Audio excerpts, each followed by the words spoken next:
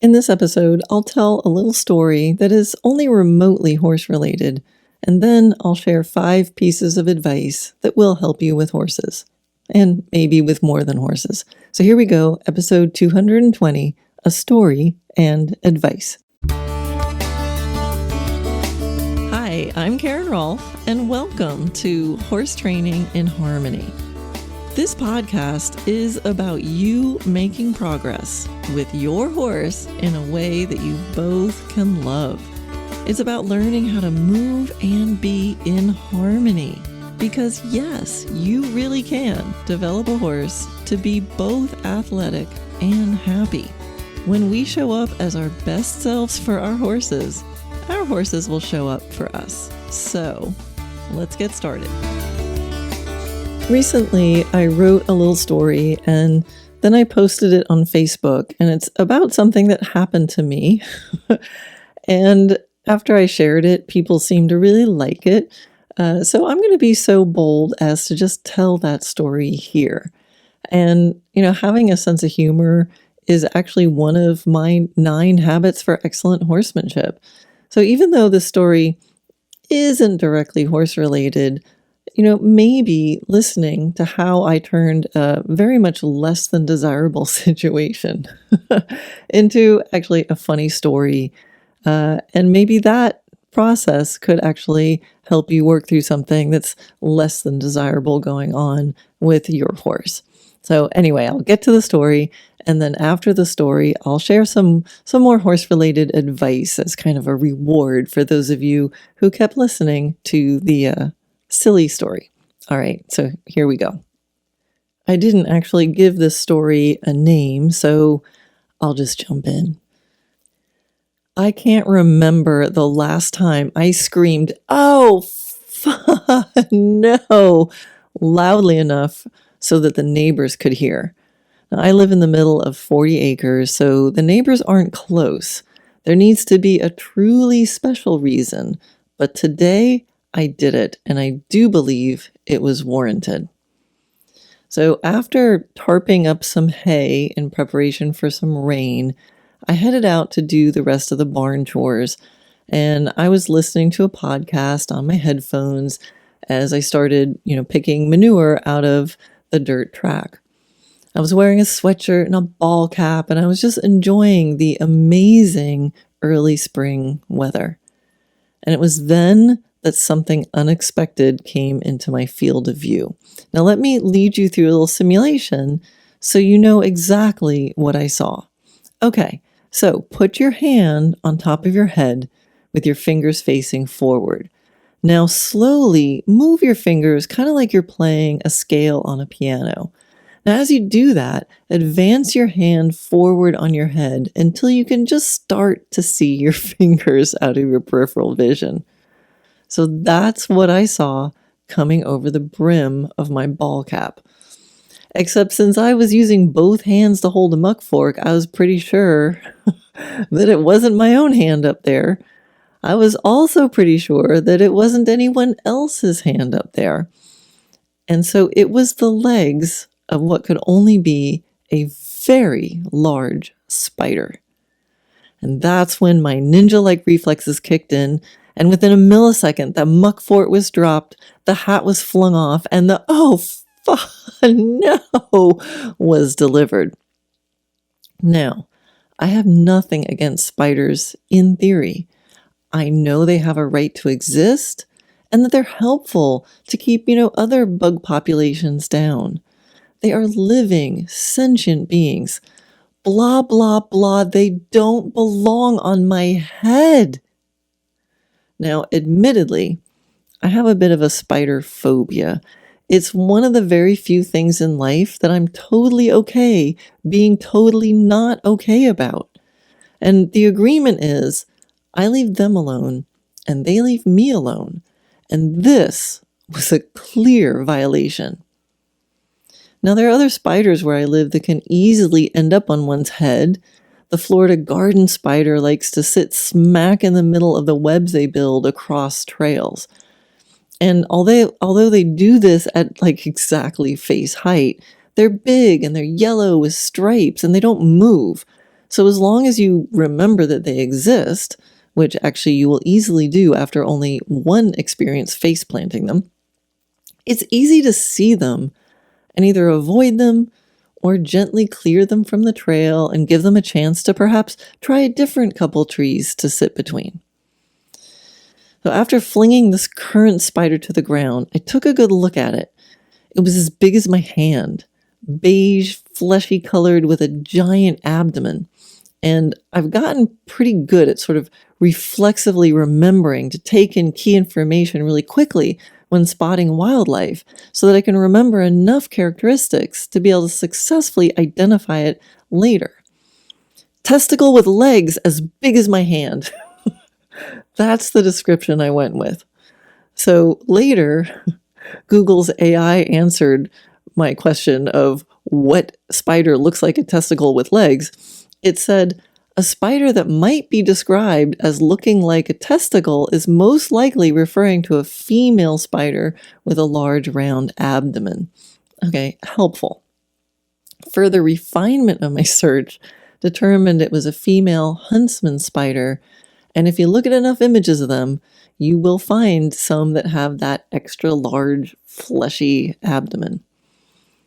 Now I realized that this was the same kind of spider that years ago had crawled out from behind my sun visor in my car when I was driving, which caused me to immediately pull over.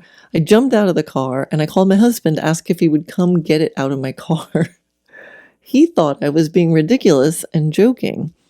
I was not. And when he refused to come to my rescue, I looked around, I found a stick long enough to be able to reach through from the passenger side outside the car, and I tried to flick it out the window. All the time, I'm imagining it was going to crawl up the stick and grab my face. I mean, it could happen. So I did manage to get it out the driver's side window. And then in order to avoid meeting it on the ground on that side, I got back in the car from the passenger side. But before I could put the window back up, it started crawling up over the door. So out the passenger side, I went again. I grabbed the stick and I started trying again to flick it off the door. I got it onto the side view mirror and I was kind of impressed by just how sticky this guy was, or gal. A testicle with legs with suction cups. I finally freed it from my car. I left the scene and I was feeling mildly disappointed in my husband, but at the same time, maybe secretly appreciative of the opportunity to, empower myself. I mean, after all, my vibe is more like superhero than damsel in distress, but I didn't tell him that part. I mean, I thought a spider on my sun visor 8 inches from my face was too close, but today this spider was on my head. And when did she get there? Where did she start from? Had she dropped onto my head, or did she take her sweet time crawling up my entire body?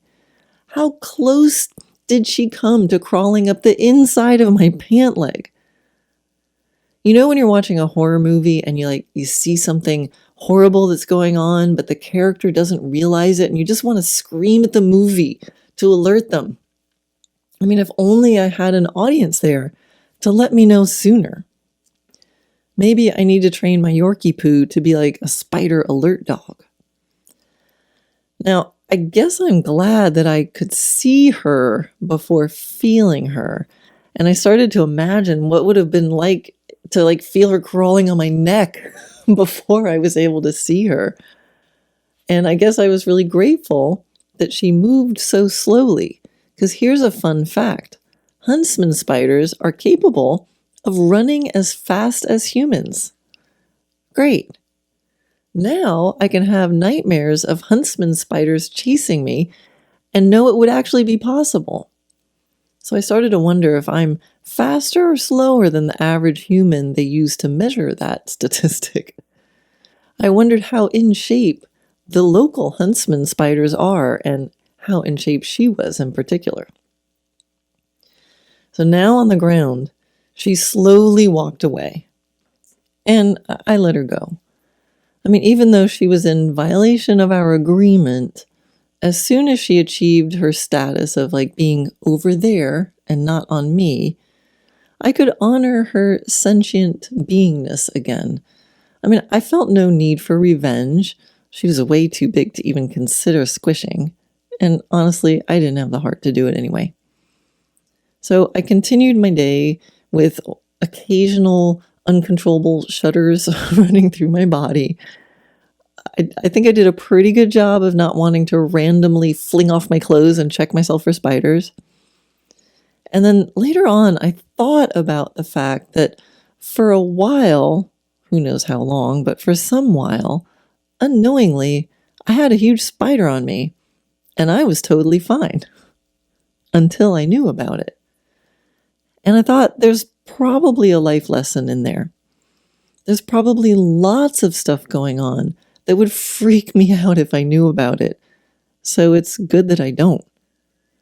I thought about that's kind of what social media is, a quick way to find out about all the stuff that's going on that's going to upset you, where you would have been totally fine not knowing about it. That spider could have walked all over my body and then walked down my leg and gone on her merry way. There are things that maybe I don't need to know about or deal with unless it's, right in my face. And I guess that's the paradox of life. Sometimes it's better to know, and sometimes it's better not to know. It definitely would be hard to get much done if one did really thorough spider checks every few minutes, because they're everywhere. And there's a pretty good chance you may have a spider on you right now. I guess with spiders in life, it's really about taking necessary precautions, especially after handling tarps, which I know spiders like to hide in. And it's about not going it alone too much. Hey, have people around who can watch your back. And then it's about trusting you'll be able to handle things that get in your face, and with ninja-like reflexes, reestablish any healthy boundaries you need to without, hopefully, having to kill anyone. And that concludes my, unfortunately, very true story about a spider. All right. Thank you for listening. And now let's talk about some advice. So for the past about almost a year, maybe, I don't know, somewhere less than a year, it doesn't matter. We've had a tool on our website that's an AI tool, and it was this sort of startup company, and they had this really cool thing where I could upload all my blogs and all my podcasts and my entire website. And you can go on my website, you can do it now, and you'll see this little icon, a little search thing on the right-hand side, and you can type a question, and this AI tool will pull only from my stuff to come up with an answer, which is really, really cool. And then you can tweak the voice, and I was so impressed with it because it really felt like me. And I'm pretty particular about my words and my language. So I was initially kind of skeptical about using a tool like that because, if it comes from me, I really want it to sound like me. But I was so impressed. And that's also why I'm kind of sad that this company is going out of business and they're starting to turn off that service. So you won't be able to use that on my website until we find an alternative. But you can go there now if you go to dressagenaturally.net and just look for this you'll see a little picture of me and a little search kind of symbol, and you can just type in a question and it will just pull from only my stuff to give you an answer. So I've been playing with it before we lose it. And for fun, just for funsies, I typed Karen's best advice, and I wanted to see what it would say. And I have to say, it gave some pretty good advice. So I thought it's sort of weird, like, okay, this is me reading what AI me said, but AI me pulled it from me. So it is me. It's just sort of been mixed around in a blender a little bit, but it is me, and I do think it's good advice. So here we go. Karen's best advice. So there's 5 things. All right, advice number 1, be aware and present. Pick your head up now and again. Are you where you wanted to be? And if not, check in with yourself. Now, maybe this place is actually better than what you originally aimed for. So allow yourself to be surprised. All right, advice number 2, embrace every moment. The truth is that every moment and every place has the perfect thing for you to learn right now. This moment in front of you is the only moment you can experience. So whether you like it or not, it's the only moment you've got. So pause. What's to be discovered? Advice number 3, focus on partnership. Get to the heart of your mental, emotional, and physical partnership with your horse. Go beyond the rigid rules of specific disciplines and focus on authentic communication and harmony. So less of what should you be doing and more of what do you and your horse need as a pair. All right, advice number 4, keep learning and growing. Training horses is a long game, and the more you learn, the more pieces of the puzzle you'll have. So keep seeking knowledge and improvement, both for yourself and your horse. Piece of advice from Karen, number 5, stay positive and balanced. Approach your training with a positive and balanced point of view. Remember to take care of your horse, not just physically, but mentally and emotionally too. Never underestimate the possibility for things to improve in ways you cannot yet imagine. Have a sense of humor and enjoy yourself. Not bad, huh? So remember, you've got this. Love your horse, move in harmony, and enjoy the process. And that's the path to true success in horses, and possibly also in life.